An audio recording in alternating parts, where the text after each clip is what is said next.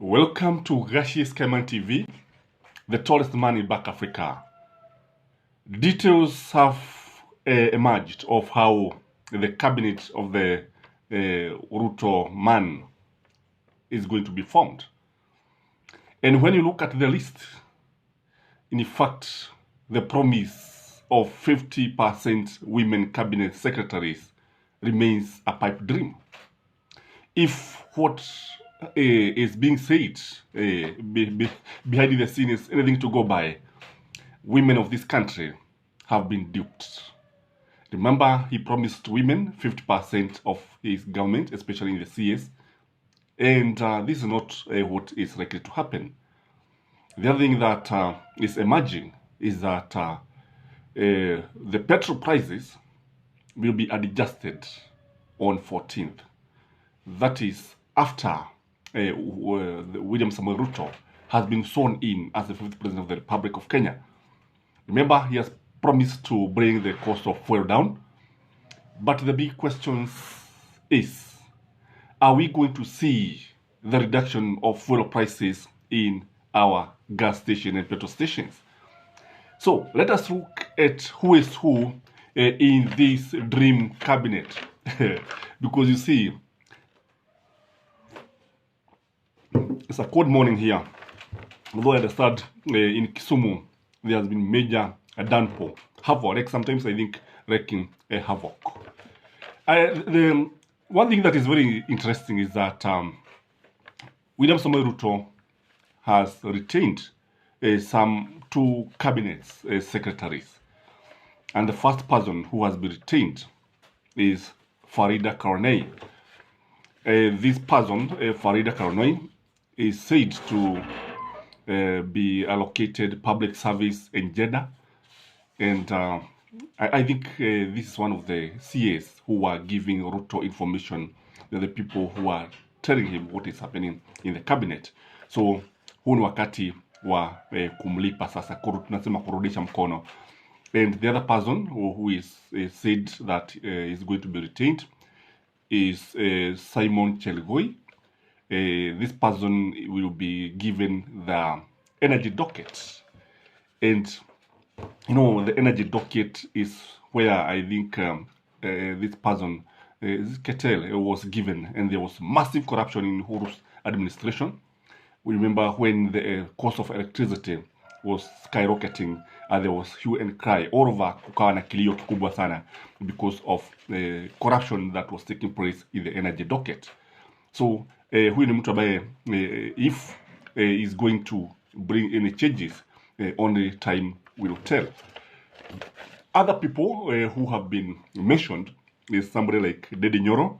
Dedi Nyoro is said that he is going to resign from Kiharu, and will be given transport and infrastructure docket.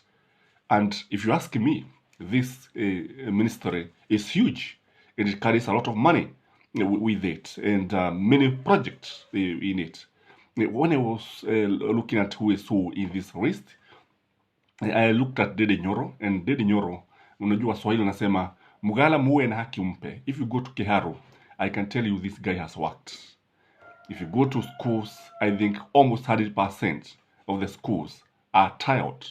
And the other day I saw he has started the project of making the school better, kwa sababu ni mtu ambaye anajaribu. I think what he's doing is landscaping, and that is very, very good, because you can see where the money is going.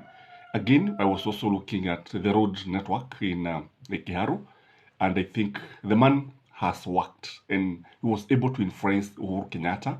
And you know, Kamau came from Muranga, and I think these guys were friends, and he was able to influence the CS infrastructure, and these guys have changed the face of Muranga, especially Kiharu.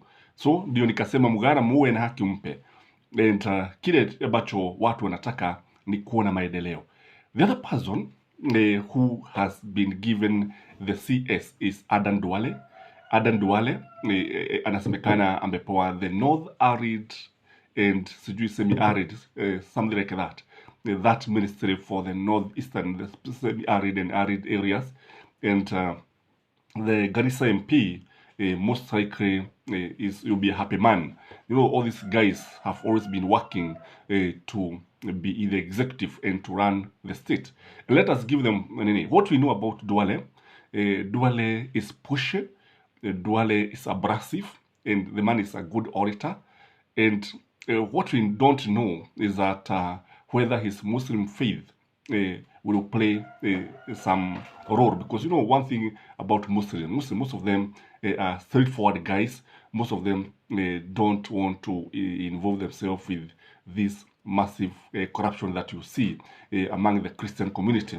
I think his faith is going to play a role. So given the chance, let's see what is going to do to the arid and semi-arid areas, because kama kuna mahali ambapo kunahitaji maendeleo ni mahali kama huku.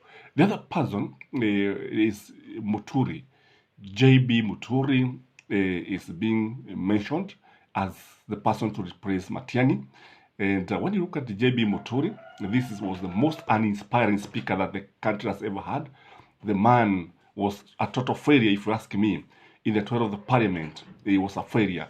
This is where you saw parliamentarians fighting like school children, like prisoners. They could fight and even address each other physically. Walikuwa wanavuana guo hadharani. Ilikuwa ni jambo ambalo lilikuwa la aibu sana. So this man, I think, if you ask me, he doesn't deserve such an influential ministry. You know, the security docket is one docket that is very, very important and cannot be taken like that. Another person is Salim Mvurya. Salim Mvurya is also being mentioned, and I think this man is being given the health docket, and whether he is it lad? I think it's lad. I'm not sure. No, it's not lad. It is the health docket, because I've remembered that it is the docket. That docket is going to somebody else. So another person is Kidiki Kithure. Kidiki Kithure is being said that you get the secretary to the cabinet and civil service. And you agree with me that when you look at Kibaki administration, this is one of the most influential ministry, because you see, I think kama kuna wizara ambayo inatumia pesa nyingi, wizara ambayo ina mengi ya kufanya, it is this ministry. Na I think Kithure Kindiki is being rewarded. You remember, he's the one who was to be the running mate, but he was out-tweeted by Rigathi Gachagua, and it was promised many times. Ruto had been promising that the Meru people are going to reap big. Na kwa hivyo kile ambacho tunaona ni kwamba the secretary to the cabinet civil service ni kama ile ya Muthaura. You know, Muthaura was very, very influential. And you see, you remember, it's like when you look at this person, the holder of this person, it's like he has veto powers. He can overrule some CSs, and because he worked hand in hand with the president. So Kithure Kindiki will be like the handsmaid of William Samoei Ruto. Another person is Moses Kuria.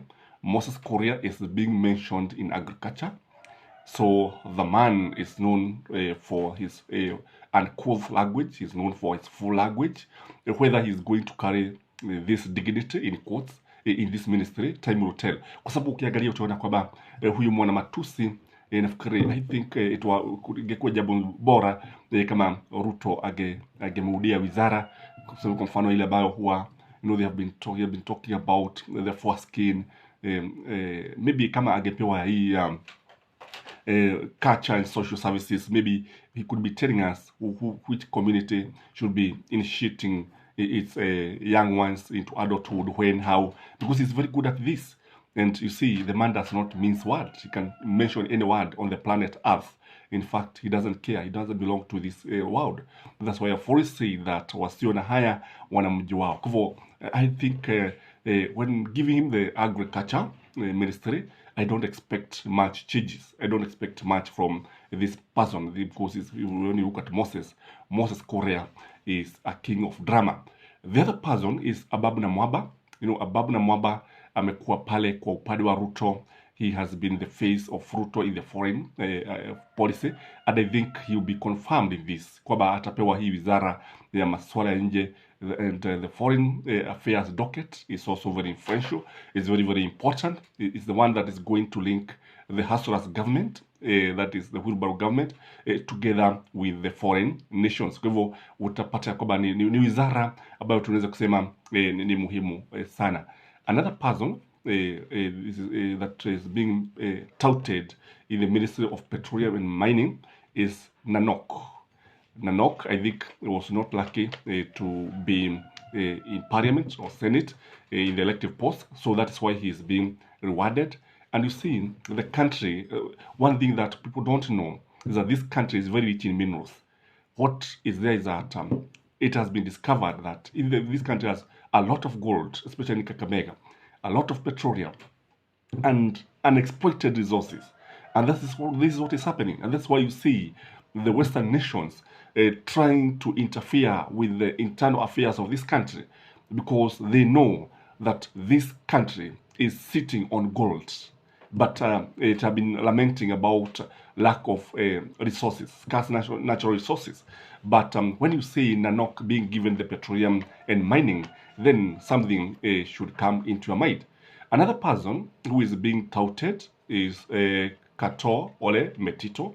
You get the defense currently with, I think, Eugene Wamalwa. Na kile ambacho kipo ni kwamba is a Masai, and I think he lost. I don't know whether it's nomination or the elections, but what I know is that he'll be the defense secretary, and only time will tell, because this man has not been tested. Another person of interest is Aisha Juma. Aisha Juma, I understand Ruto will create an East African ministry, and Aisha Juma atapewa na atakuwa akihusika na masuala ambayo yatakuwa pale. So another person that is very, very interesting, and this person I think will be retained when you look at the current when you look at the current the former governor of Kitui, not Kitui, of Machakos, that is Alfred Mutua. Alfred Mutua, I think he is there, and I understand he will get the water and sanitation. I think the reason behind this, the reason is because when you look at those policies in the eastern part of the country, is somehow semi-arid, na anatarajiwa kwamba atabadilisha hali hii given the chance. Remember, he was promised by William Samoei Ruto when he disowned or when he betrayed Raila Amolo Odinga. Kwa hivyo tunasikia kwamba atakuwa pale. Again, there is Charles Nyachai, who is going to cater for the interest of the Mwanagusi, the Gusii nation, and he's being given the devolution. Remember, this is a person who I think midwife to the devolution, and kwamba inasemekana kwamba ndiye ambaye atapewa kazi hii. The man is hardworking. Nimesema mgala muwe na haki mpe, lakini ukiangalia utaona kwamba he still have some of his challenges. Again, there is Hassan Omar, the Mombasa gubernatorial candidate, who would not succeed. Hakufaulu, na kile ambacho ni kwamba atapewa the land docket. Remember, Raila Amolo Odinga had promised Joho to be the CS for land, na sasa kile ambacho kipo ni kwamba to checkmate Joho's influence, because I believe Joho will play a big role in Raila's succession. Kwamba he's being given the same docket. You know, in at the coast we have so many issues about land. Kuna mengi ambayo yakuwa kizungumzwa pale, and there are so many squatters, na kwa hivyo kile ambacho tunatarajia ni kwamba kutakuwa na mengi ambayo yatakuwa pale. Again, there is the current chief administrative secretary, anaitwa nani? Sarah Ruto. Yeah, Sarah Ruto, the chief administrative secretary currently in Uhuru's government, will be retained in the Ministry of Education. And the reason behind this, I think, is to midwife this curriculum, competence-based curriculum, because there are so many challenges. Remember, Ruto has been saying that he can change this system, and none other than Mudavadi and Wetangula who are saying this. So if at all they are going to change this curriculum, only time will tell. And I think when I look at this lineup, I can say that majority of the CSs comes from the Rift Valley and the Gema Nation. Kwa hivyo hii ni serikali ambayo inaudwa because ijigawa kuna here and there unaona majina ambayo yanatajwa ya other communities like Nyachai. Utaona kwamba yote 19 ni kwamba kile ambacho tunaona ni serikali ambayo itakuwa na kazi nyingi sana ya kufanya. If at all they are going to succeed, the only time will tell. Kwa kile ambacho tunaona kwamba he's trying to blend the politicians and administrators. Kile ambacho anafanya ni kwamba he's borrowing heavily from Uhuru Kenyatta and the former president, that is Mwai Kibaki. Kwa hivyo anajaribu kuleta a cocktail of such kind of administration. This man has his work cut out, and once he occupies that office, once he's sworn in on Tuesday, I think voters should have the list of to do, because you see he has promised so many things and hours shall only be ticking, and I think this channel will keep him on his toes. Will always remind him what he promised the people of Kenya to do. And we are starting on 14th, when we shall be looking at the petrol prices, or we shall be looking at the price of Uga, because I understand he announced his cabinet almost immediately. So as I said in the beginning, if you are joining this channel and have never subscribed, this is Kashi's Kaiman, the tallest man in Black Africa. Kindly like our videos. He can even hit the bell, and may you have a furahi day of your choice. Bye bye. Bye bye.